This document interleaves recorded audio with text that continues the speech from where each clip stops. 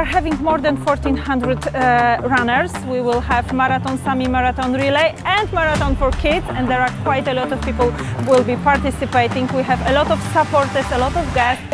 Astăzi voi alerga cursa de semi-maraton pentru sportivii paralimpici și mă bucur că sunt alături ca și ambasador de la începutul acestei competiții.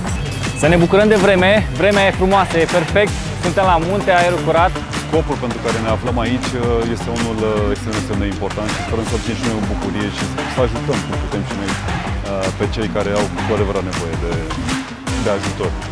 Anul acesta am venit și cu doi tovarăși, cu Alex Ciocan și cu Radu Vâlcan, și ne-am înscris la proba de ștafetă și de-abia aștept să revăd traseul acesta pentru că este unul dintre cele mai frumoase trasee de alergare montană. Mi se pare excepțional pentru că toți sportivii paralimpici mi se pare că au nevoie de această susținere din partea noastră, din partea tuturor. Suntem fericite să ne aflăm la cea de-a 11-a ediție a maratonului DHL. Aici, la cheile Grădiștei, suntem 1400 de participanți din 14 țări.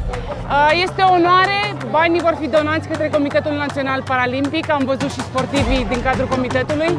Vremea ține cu noi, oameni frumoși, bucurie, viață.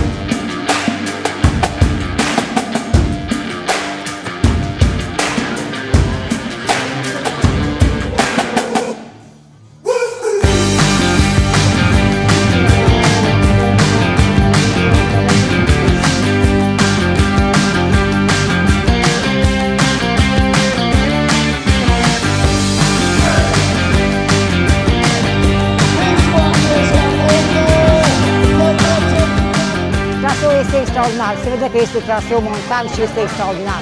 Lume foarte multă, entuziasm maxim, ne bucurăm foarte mult de această ediție că numărul 11 a DHL Maraton din 2022. E foarte bine organizat, foarte bine. E unul dintre cele mai bine organizate maratoane din România. Peisajele foarte frumoase, chiar voiam să mă opresc din timpul alergării, dar trebuia să fiu acolo conectat cu cursa și să alerg pentru echipa mea. Peste tot erau oameni care să ne încurajeze, iar aici la sosire este superb.